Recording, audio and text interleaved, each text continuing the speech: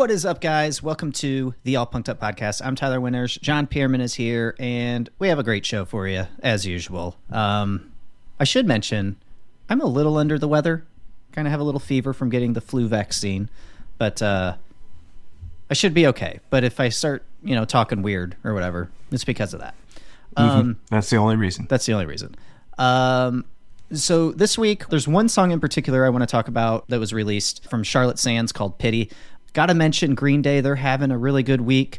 But one of our main topics that we're going to talk about is When We Were Young Fest. They announced their lineup for 2024, and some things were lacking. And I'm wondering, John, if they fucked up. So I want to get your thoughts on that. And then also, we were off last week. But the week before that, Spotify came out with a new royalty payment policy. And if you listen to our interview with Happy Days a few weeks ago, we kind of alluded to that during that interview. Initially, when reports came out about that, it may have sounded really bad, but it may not be as bad as we initially thought. So we're going to talk about that. So let's just go ahead and dig in. John, let's go ahead, since you just listened to it. Let's talk about Charlotte Sands' new song, Pity. Now, Charlotte Sands is a friend of the show. She's been on as a guest. We've interviewed her. I want to say it was probably maybe 2 years ago. I'm not sure. But anyways, I'm a big fan of Charlotte's. I feel like she can do no wrong. She can do pop. She can do rock. She can do a combination of both. And it always comes off extremely well. So I wanted to talk about this song because I feel like, John, this may be, and I'm not sure how familiar you are with Charlotte Sands, but I feel like this is her best song to date. And I don't know. I would just say artists out there, not just women, men too, you can really take a page out of what Charlotte Sands is doing because I feel like she just does it extremely well. So for this song, Pity, I think it's an amazing track. I'm really hoping we start getting more of this from her because it's like a real fucking rock song. There's grunge in there. There's heavy guitars. The guitar riff in this is just screaming. It's singing. Like, you don't hear that in the scene as much anymore, especially in more of the pop rock. I don't even want to call it pop punk, but maybe a little harder than pop punk. You don't get these like real, almost classic rock, hard rock type vibes. And that's what I'm getting from this. I did say, and so John and I were kind of talking about this track off air, and he thinks it sounds like something familiar. I don't know. Just an element of it. Just an element. Sounds like something. So I'm going to say, because something about this song reminded me of an older band. I don't know what John's going to say, so I'm going to say what I initially said on Twitter. And I feel like this song, and I'm wondering if we're on the same page here. I feel like this song would fit so nice on a modern day Nirvana's Nevermind album. So I'm wondering if you're thinking that there's some similarities there. No, I see why you say that. Okay. But no. Okay. So what are your thoughts on this? I hear on this record track. Song 2 by a band called Blur. Okay. I'm going to take a listen real quick because I still have it pulled up. When I'm thinking verse going into the chorus, the guitar sound is very reminiscent. You said going into chorus 2? Of course one. Going into chorus 1. Okay. Yeah.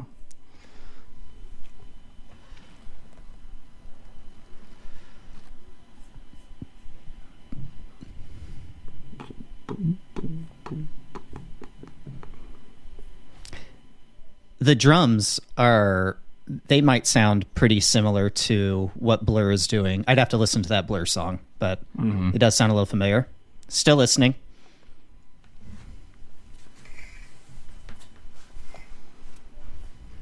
Now I'm going to listen to Blur's song too, because I want to... Just the jangle guitar kind of sound. Fucking ads on YouTube, dude. So going into What part in Blur? Where should I be listening? Where, as it's going into Woohoo. Okay, got you.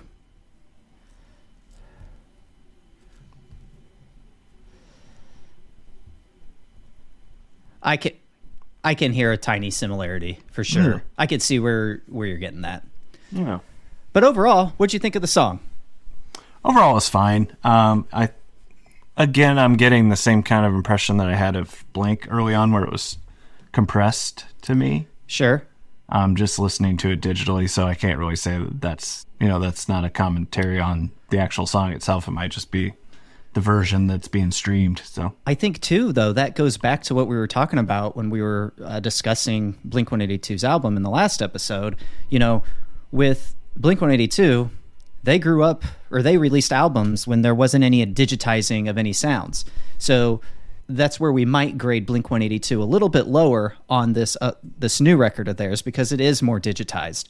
Now, Charlotte Sands, you actually come to expect that because she's a newer artist, and that's just what newer artists are doing. So it's like I see what you mean, but it's like I almost feel like, because it goes back to what we were talking about before, I think we hold certain people to a different standard. I don't even say higher standards, but a different standard than we would, the newer artists coming up. So like everything was about the song was fine, and it was catchy. It's so it was dynamic. I like that. Yes. But it's just, it like hurts my ears to listen to it. Really? It's so muddled, like behind the chorus is so muddled by the production value of it. If that makes sense. It's like hard for me to listen to. And that's interesting too, because I think you and I have different ears when it comes to listening to music nowadays, because I feel like you probably listen to more vinyl, the older stuff and that sort of thing. Whereas I'm listening to a lot of the newer people, and I'm listening, religiously through Spotify. So I'm used to hearing it this way. So that's, No, I'm a cranky old man. It's always going to bother me. Yeah, so. Right. But I think this song's great. I hope we get more of this from her, because, like I said, she could just do it all, and we need more rock. Like, this song will play extremely well on alternative radio. I feel like I don't understand how Charlotte Sands has not been gobbled up by a big label yet. They're really missing out. I feel like she's probably the best one in the scene that we cover. All right, let's move on, John. Well, here we go. Okay, so Green Day, I want to mention real quick, Green Day had a pretty nice week. Their song that they released a couple weeks ago, The American Dream Is Killing Me, it's gone to number 1 on the mainstream rock airplay charts. So Billboard writes, Green Day hits number 1 on Billboard's mainstream rock airplay chart for the 8th time, as The American Dream Is Killing Me jumps from 3 to 1. It reigns in its 4th week on the list, making it the 3rd song to reach number 1 in 4 weeks or fewer in 2023. That's following Linkin Park's Lost in March, and then Foo Fighters' Rescued in May. It goes on to say The American Dream Is Killing Me is the first number 1 on mainstream rock airplay for Green Day since Oh Yeah, which reigned for 2 weeks in April 2020. So that's great news for Green Day. Just like Blink, they're still able to release number 1 songs. I don't know what you think of this song. I kind of have my thoughts on it. You've heard this song, haven't you? Oh yeah. Okay. Oh, yeah. I kind of have a feeling on what you're going to say, and it's always going to come down to, I feel like you're probably going to say the song is fine, but the production is a little bit too polished. Because that's how I feel. In some ways, yeah, it was okay. Okay. Lyrically didn't, knock my socks off or anything. Yeah, it's more of like it almost seems like a continuation of sorts from the American Idiot, album and all that. Yeah, I think they're trying to go for that kind of vibe with this record. Yeah. So I was kind of expecting that going into that. It wasn't really a surprise to me that it's kind of thematic. Yeah, right. So. Kind of song, so. But it was worth mentioning because, Green Day is one of our favorite all-time bands. And it's, like I said, it's just nice to see, Blink-182 releasing a number 1 song and Green Day doing the exact same. These guys are arguably the biggest pop punk or punk bands we've ever seen. And they're still representing and they're still kicking ass into their 50s. So that's amazing. Still able to, get the attention of, younger listeners too, which is just great. Long-standing legacy for sure for both of them. So old as fuck. All right. So, John, another thing that we got to talk about, the biggest news this week was When We Were Young Fest. They announced their lineup for 2024. Everyone was excited. For those who didn't hear, it's going to be the weekend of October 19th and 20th at Las Vegas Festival Grounds in Las Vegas. Headliners are going to be My Chemical Romance and Fall Out Boy.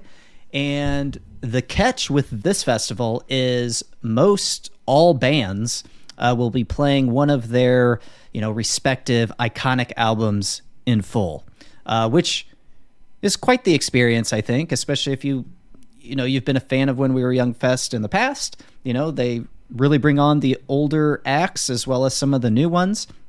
And everybody likes to hear, iconic albums played in full. But there was a little bit of controversy that came out once they announced this lineup. So they announced the lineup, and there were virtually no female bands on this lineup, with the exception of two. Like the Distillers was one. Who was the other band? I can't remember. Something. There was one other band, but you got like 50 bands that are men, and you only have two female-fronted bands on there. John, I just, when this happened, so, social media was set ablaze with this. They noticed it right away. They had their thoughts on it. Mm-hmm. Actually, let's just go ahead and read some. So Loudwire initially said, Tia Campbell from Meet Me at the Altar. She said, has anyone counted how many women are on the When We Were Young Fest lineup for next year? Scene Queen, another bigger name in the scene right now, she said that it was jarring to see such little representation from women on this lineup.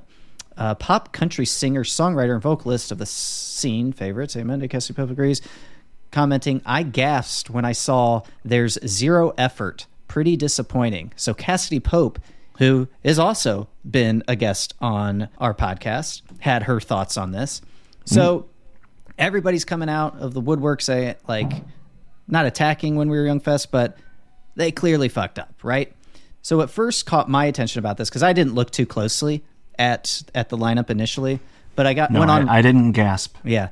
I went on Reddit, as I do. Did you gasp? I didn't gasp, not once. But I'm also not surprised, because we know that, this scene doesn't represent women very well, even though I'd argue, and I've said it 1,000 times on this podcast, that the women in the scene actually bring it more than the males do. But that's for another conversation another day. But somebody on Reddit said no women in the new When We Were Young Fest lineup.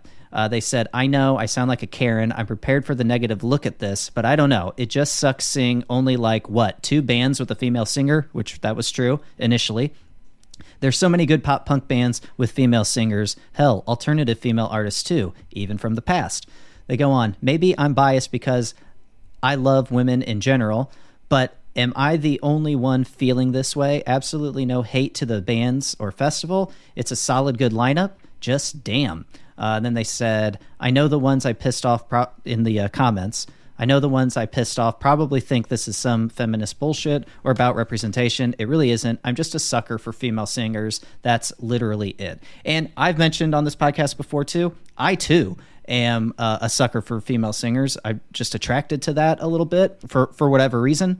So John, my question for you, there's a shit ton of bands on this festival lineup. Mm-hmm. How on earth in this, we'll say, climate, we've talked about it before, it's an obvious, the scene's under a microscope. We know that females usually aren't represented well in this scene. How on earth does this happen? You got to assume that When We Were Young Fest, every year, they probably spend at least 9 months preparing for the, 2025. During that 9 months, did they not look at that lineup and say, hey, something may be missing?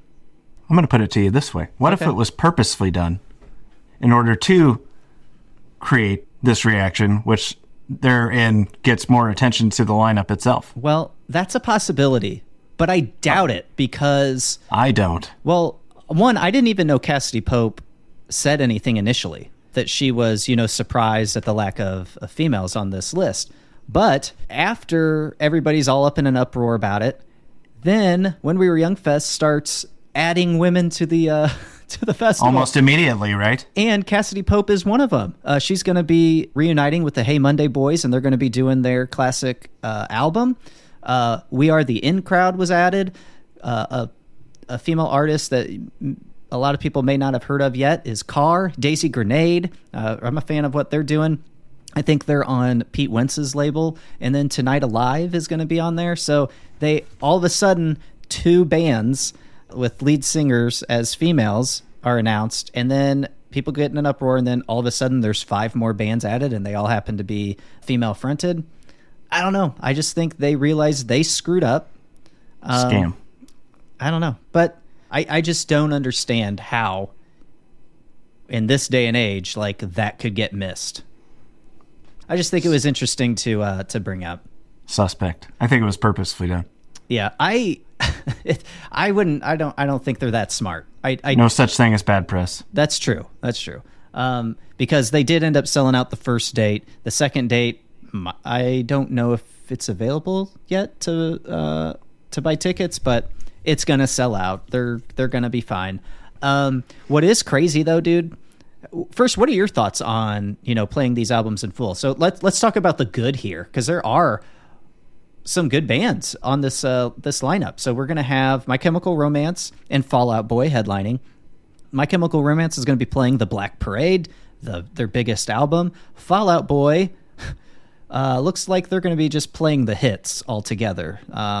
I would feel like Take This to Your Grave, playing that in full would be exciting for most everybody in attendance there, but it looks like, based on the album cover that is on the When We Were Young Fest promo image, they've got like 6 albums on there. So maybe, I don't know, I can't tell. But it looks like they're going to just be playing the hits.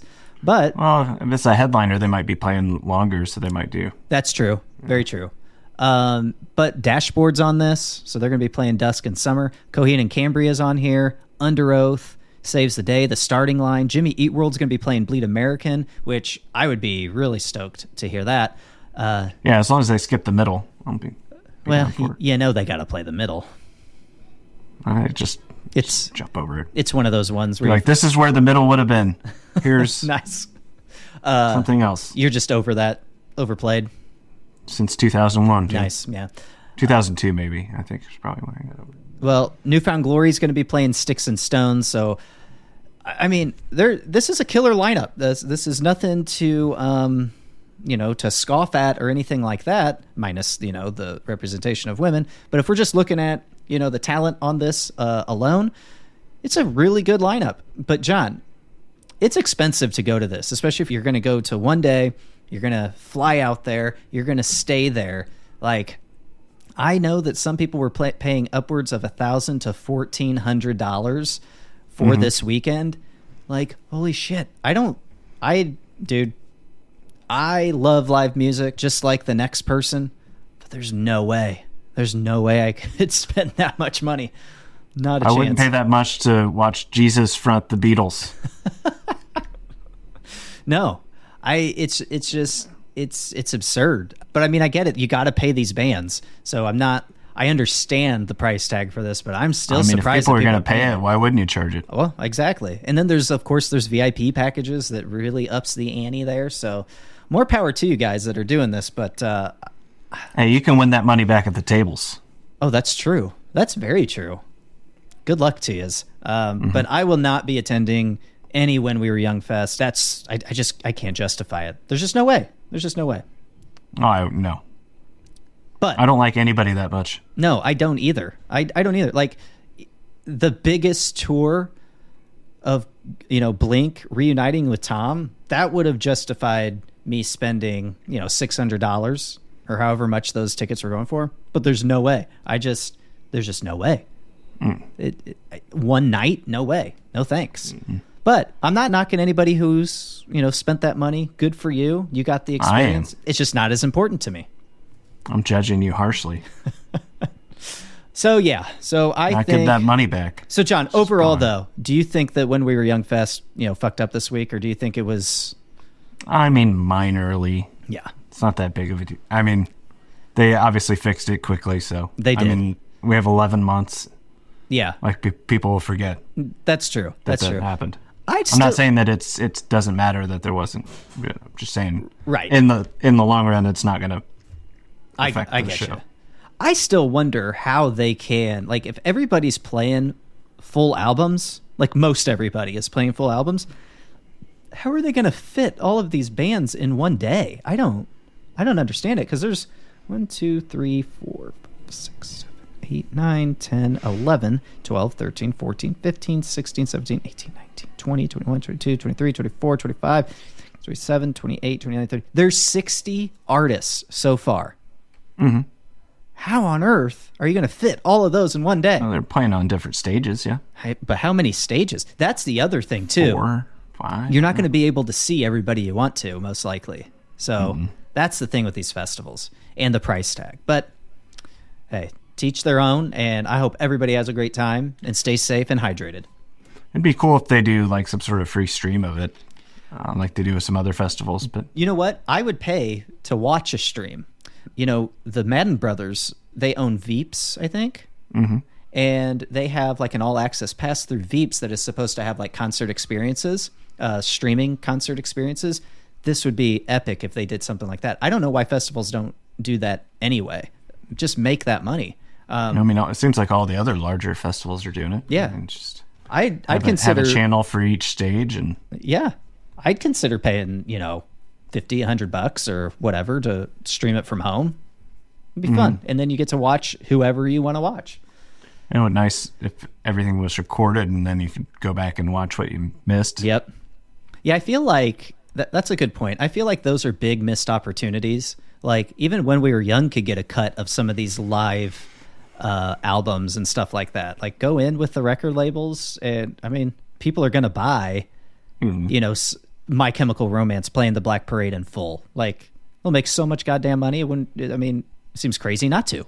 I don't know, John, we got a lot of good ideas, I feel like. Yep. All right, so I can't disagree. I know you can't, because it's correct. So, John, there was some news a few weeks ago. We talked about it at the top of the show. Spotify has a new royalty payment policy. We'll just kind of round out the show with this. Actually, let me read what we had from All Punked Up, because I actually wrote something on it too.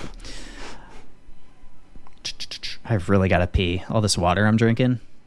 Anyways, okay, so Just go, man. So from All Punked Up, this is what we wrote. It says, Spotify has officially established the streaming thresholds for its revamped royalty model, a move that initially sparked concerns when reports emerged last month.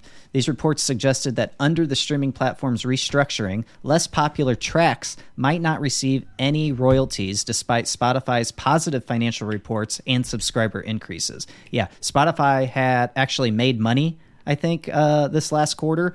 So, and then it was reported that they're not going to be paying artists with, streams under 1,000 spins. So it goes on to say, a recent guest column in Consequence by Kristen Graziani, president of the music distribution platform STEM, confirmed the specifics behind the changes. Graziani's analysis revealed that the alterations aim to benefit emerging and growing artists rather than harm established ones. Goes on, Spotify plans to implement 3 key policies in 2024. Initially, all tracks must reach a minimum of 1,000 streams within 12 months to qualify for royalty payment. Additionally, there will be penalties for fraudulent streams, with labels and distributors being held accountable. Lastly, functional tracks like white noise or environmental sounds will require a longer minimum playtime to earn royalties compared to music tracks. So that's true. That's good. So basically, artists aren't going to be paid for any streaming of their song unless that song has reached 1,000 streams. And that sounds terrible, but really that's only equivalent to less than $4. Like, if you release a track and it gets 1,000 spins, 1,000 streams, you're only going to make less than $4 on that song. So it's really not that big of a deal. And really, what it comes down to is this is a way for Spotify to fight the fraudulent streams that are happening, which is in turn actually taking money away from artists, big and small. So I think it is important to mention, because Spotify usually gets a bad rap for, their low payouts initially, which they do have low payouts. There's no denying that they need to pay more. But when this news initially broke, they were, people were attacking them. So I think that this does make a little bit of sense. They got to do something to fight the fraudulent streams. And yeah, I don't know how they're going to detect fraudulent streams, but that there are practices in place to drive up streams for certain songs. So it's just a way to fix that. Give them the money. Give them, the fraudulent streams or? Oh, just spread it out. Yeah. Do we have any songs that have hit 1,000 streams? I don't think any of our songs have hit 1,000 streams yet. You're hoarding the money. I think we had made, when I was putting the live tracks of ours on, I think I got into CD Baby or whatever, and there was like $3, maybe $5 that we had earned through streaming. So maybe seen a goddamn nickel in maybe altogether we have 1,000, over 1,000, but now I don't think there's one single track that has 1,000. So I need to get to work on that. Yeah, you do. Everybody go stream our band's old songs. Yeah, It's just another way to. That's not what I wanted. No.